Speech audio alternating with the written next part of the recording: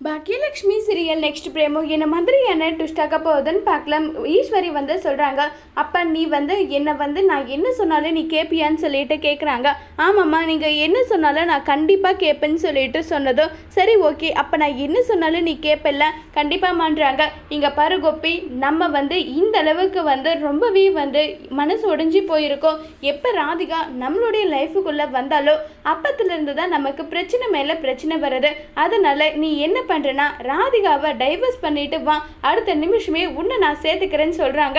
உடனே பாக்கியம் வந்து அத்தை நீங்கள் என்ன பண்ணுறீங்க அத்தை, வேண்டாம் அத்தை, தேவையில்லாத வேலை பண்ணாதீங்கன்றாங்க. உடனே ஈஸ்வரி, இது எனக்கும் என் பையனுக்குமான விஷயம், இதில் நீ மூக்கு நுழைக்காதுன்னு சொன்னதோ தாத்தா வந்து ஈஸ்வரியை கண்டப்படுத்திட்டுறாங்க. என்ன ஆனாலுமே நீ மன்னிக்க மாட்டியா, எப்படி உனக்கு மனசு அப்படி மாறுது, அவன் அப்படிப்பட்ட வேலையை பண்ணியிருக்காங்க, அப்போ கூட நீ வந்து உன் பையன் பக்கம் நிற்கிறிய ஈஸ்வரின்றாங்க. எனக்கு என்ன பண்ணணும் ஏது பண்ணணுன்றது எனக்கு தெரியும், நீங்கள் அமைதி இருங்கன்னு சொல்லிட்டு இப்போ ஈஸ்வரி கோபி கிட்ட கேட்டுட்டு இருக்காங்க. ராதிகாவை நீ டைவர்ஸ் பண்ணிட்டு வந்தினா கண்டிப்பாக நான் வந்து உன்னை ஏற்றுக்கிறேன்டான்னு சொல்லிட்டு சொல்கிறாங்க. அம்மா எப்படிம்மா, அது எப்படிமான்றாங்க.